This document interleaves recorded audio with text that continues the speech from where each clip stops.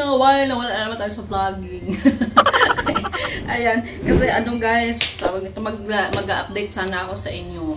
Dangan ka lang. Nakikita pa malabo yung camera.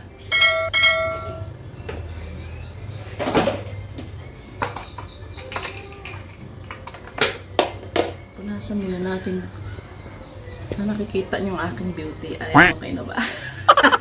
Beauty laging sa buhok. Ayan.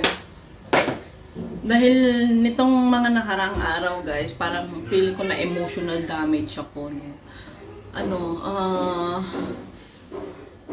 This past few days, yung tulog ko, guys, it's either 4 or 3 hours. Tapos sa hapon yan, hindi na ako nakakatulog. Ang hirap sa akin para matulog. Yung gustong matulog pero hindi mo gising na gising. Ganun yung nangyayari sa akin for the past few days. Kaya yung mood ko, yung emotions ko, yung physically, parang pagod na pagod. Tapos parang nahulog din ako sa sobrang stress. Hindi ko alam kung yung bakit di ako makatulog. Dahil baka siguro sa sobrang stress or depressed. Hindi ko alam, guys. Kasi kahit ako, hindi ko alam sa sarili ko kung ano nangyayari sa sarili ko. Parang sabi ko, baka bukas mamulot na ako ng basura. Hindi ko, pero medyo this past few days, guys, and then this past 2 days, medyo nakakatulog na ako maayos. Kahit pa paano nakakapag 3 hours ako natulog na. Kaya, sabi ko, magbabalik vlogging na ako. And by the way, today, may lakad tayo. Pupunta tayo kanila Ate Roda dahil magluluto si Mami din ng dinugo. 5 and ilang taon? 6 years din nakatingin ng dinuguan, guys. Mag-ano lang kami, ba tawag dito? Kita-kits lang. Ayan. Nung mawala naman ang mga buryong-buryong sa buhay. And, napapansin nyo, tinatry ko ngayon, guys, mag-apply muna ng conditioner bago yung shampoo. Kasi traditionally naman ang ginagawa natin, nag-a-apply tayo ng conditioner after ng shampoo. Pero napansin ko kasi, guys, pag inuna yung yung conditioner, ibabad muna sa buhok, mas malambot sa buhok. Hindi ko alam kung bakit. Baka mali lang yung mga kumpanya ng turo. Dapat yung conditioner before shampoo. Baliktad ba? Makain pa yung mga bata.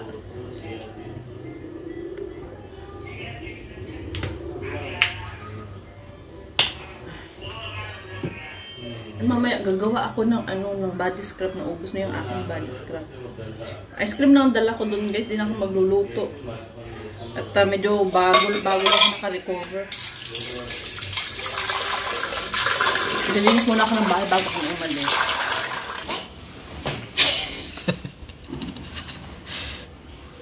What you will say to Papa? Thank you. Thank you. This time when remove chappals, don't remove this one. I'm not removing. She's the one who remove it. Every time we sit there, she's removing it. Yeah, you look good. Hold on, let's go down. Go. Hold her, I'm bringing this one. Wait for Papa rin. Wait.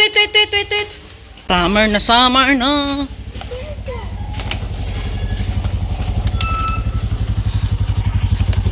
Go that side.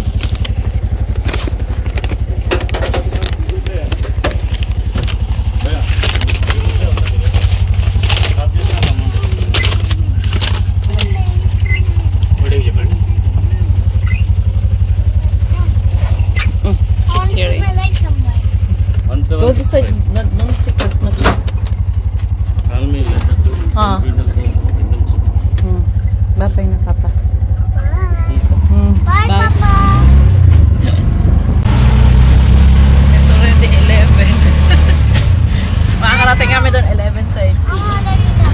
Today we have house. I'm so excited to do that. What if I get it soon? But I don't.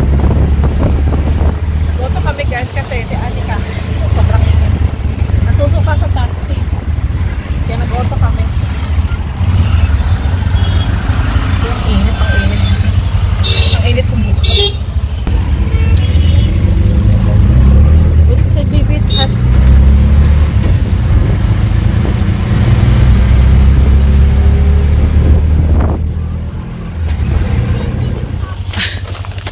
Dito kami sa bahay ni... Ay, Diyos ko po. There, oh. Diyos ko po, kainit, day. Kanina pa kayo? Ay, nako. Ganda naman ang damit niyan, oh. Ay, Diyos ko po. Sino pa kayo palang nandito? Tayo lang naman, ano ka ba? Tayo lang naman. Remove yung chapal rin. Amoy Pinas. Amoy Pinas. Hi, ang ganda naman ang buhok ni Choco. Oh, Diyos ko po, day. Binata na They're not here. Andito na, Lynn. Nandito kami, guys. Kaming tatlo. Kaming apat lang ang nandito ngayon sa bahay nila Ate Roda. Niluluto tayo ng dinuguan, guys. It's been a long time. Ayan na yung dugo. Tsaka mga mamoy-mamoy. Ano to? Lamang lo. Ah, yan. Ay, may tanglad din. Sap na aming ano. Na aming pananghalian. Alot ko na yan. Papasok namin kanila Ate Roda. Amoy Pinas. You want this? Amoy Pinas. Amoy agad yung niluluto. Nag-disco ng mga bata.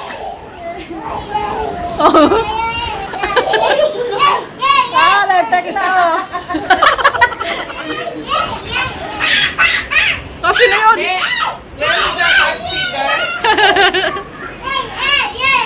Oh.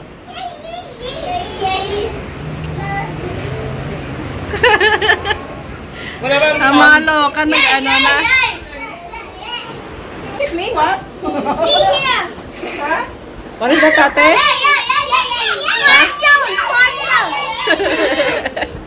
Aray na! What you like your music? This one. Bluetooth sis. Lasing si Kobe.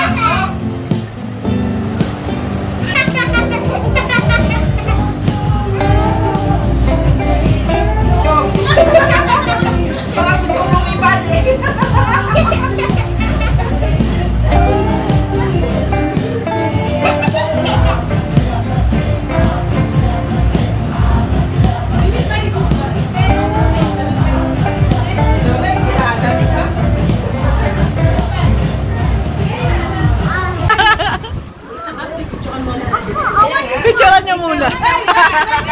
Kakagulo na sila. Gulo na. Wait, tami ka. Behave, please. Line up. Check na mo, te. Wait lang. Okay. Wait.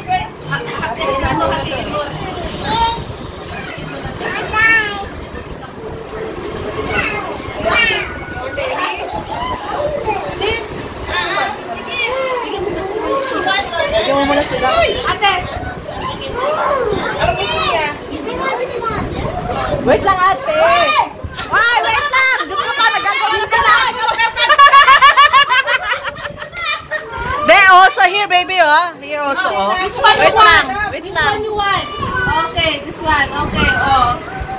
Hindi na ako Thank you. Which one you want? Nagkagawa na sila.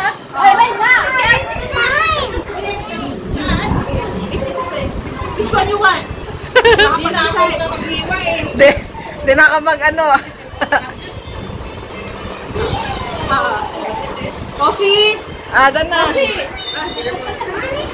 Coffee! Coffee! Coffee! Donut! Do you want donut, Ring? Do you want donut? Do you want donut?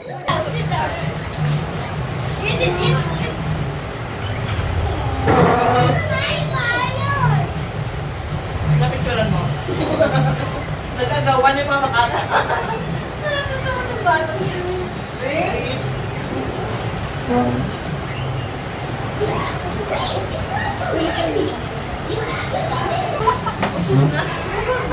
Pero maghahapunan ko ba kayo? Hindi mo na ako makain kasi tatlo yung sasaigin ko dyan. Kaya kasi hindi ako kumukuha kasi tinitingnan ko yung mga bata. Yun ang kalamakita ko, sabi ni nanay, hindi kumain na lang ako, nanay, tatlo yung kumakain ngayon, mamaya pa ako. Sa makuha sa ano? Sa baon sa ano? Inyo? Wala nga, gagamitin na yung ano. Daw na ano? Daw lang sabi.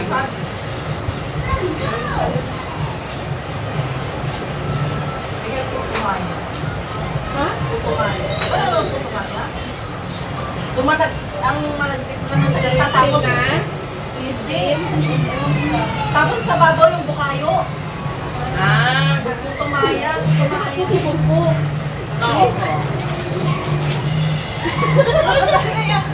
Si Gabi.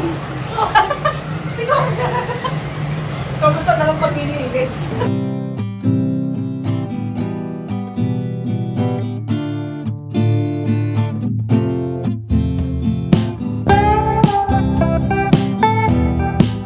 Kami sa aming kinain today.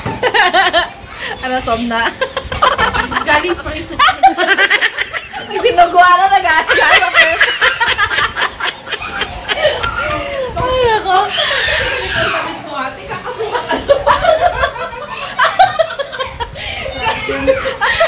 Tapos ko na ipakita mo yung pants ko. Buto din nag-strap yan.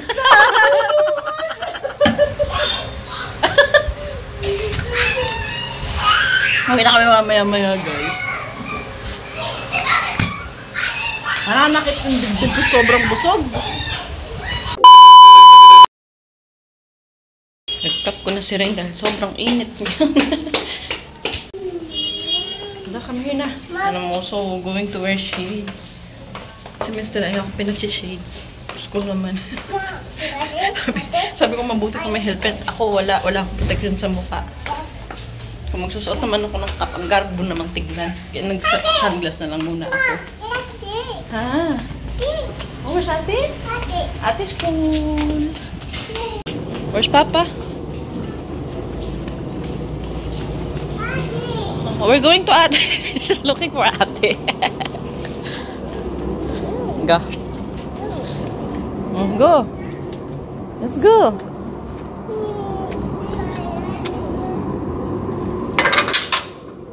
Dramahan na si Buding. Handa na.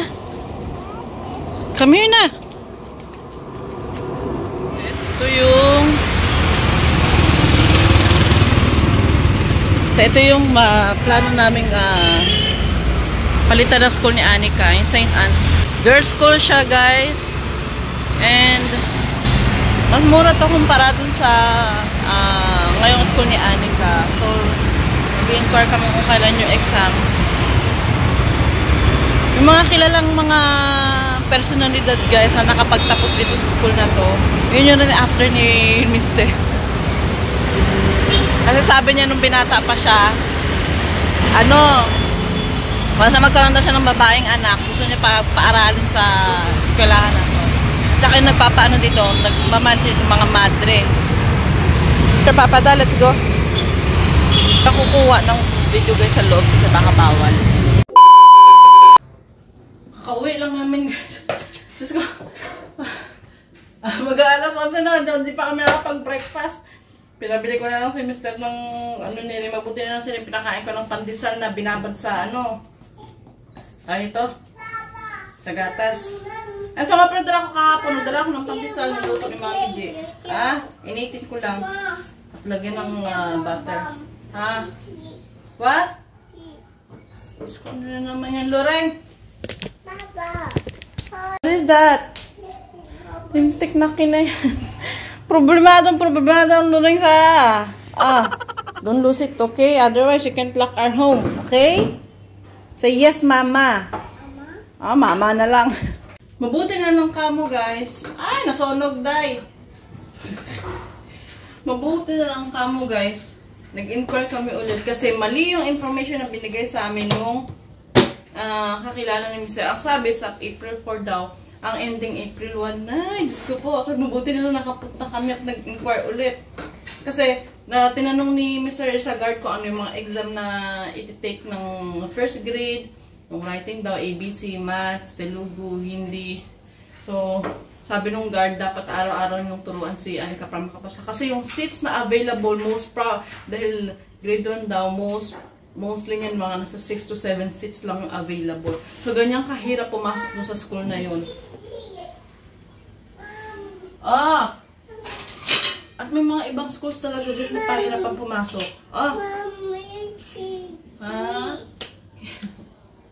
Kainin muna si mama, gutom.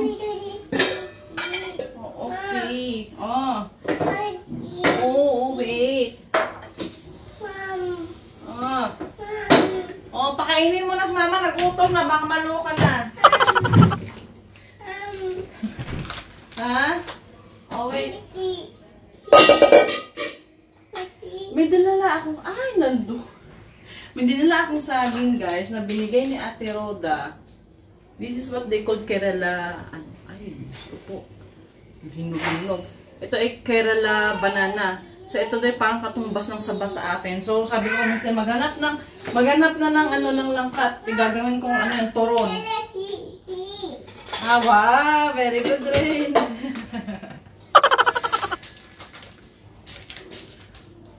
Hinog na siya yung saging. Nakamiss nun, ilang taon na nakain ito. Yung pinagtutulong pala nila dito is yung Kerala banana. Ay, Diyos mo yun dahil.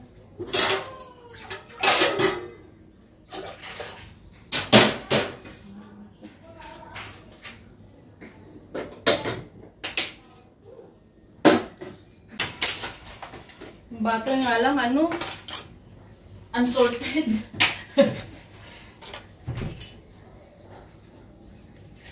Butter unsalted.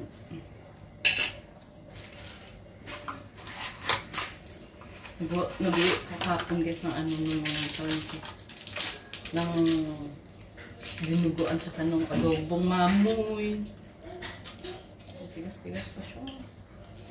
Wala akong may makitang wala, naghanap ko kanina naman wala akong may nakita kanina sa kalsada. Tingnan ko baka meron sa unan sana.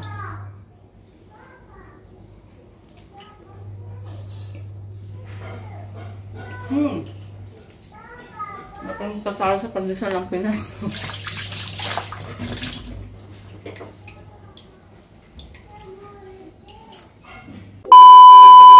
So, alright guys. Skip na tayo sa gabi. Hindi na ako nakapag-vlog kanina. Pag-uwi namin, nagluto ako.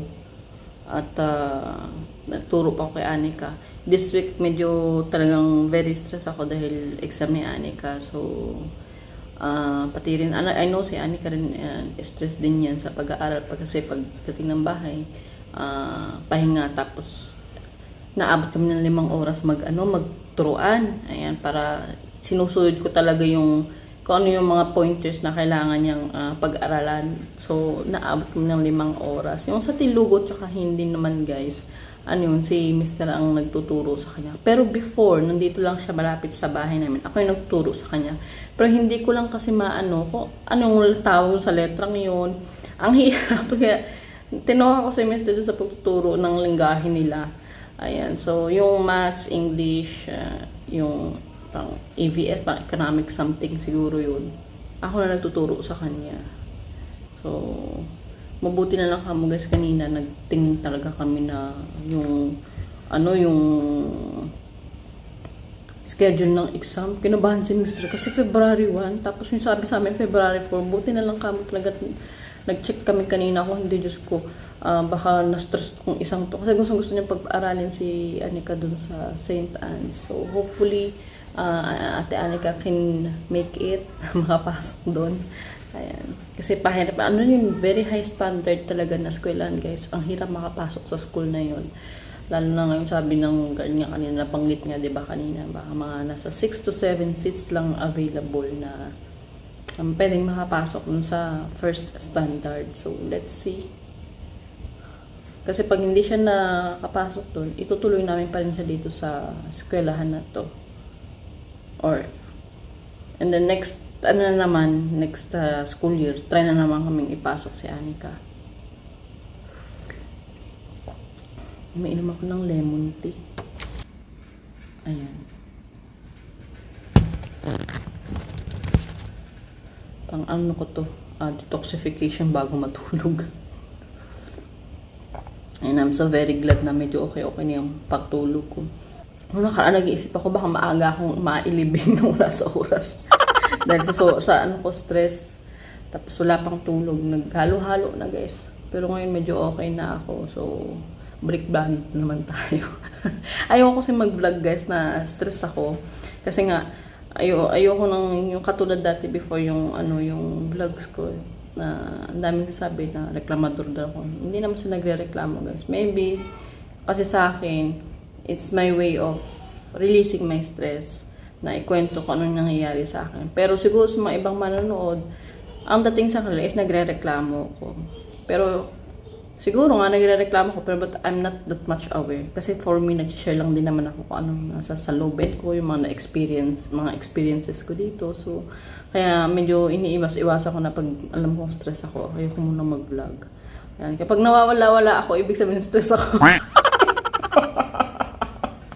So, sige, that's it for today's video, guys. So, maraming salamat sa pagsama sa ating vlog. Ayan, so, kita-kits sa susunod na vlogs. Paalam, good night, God bless, and always take care.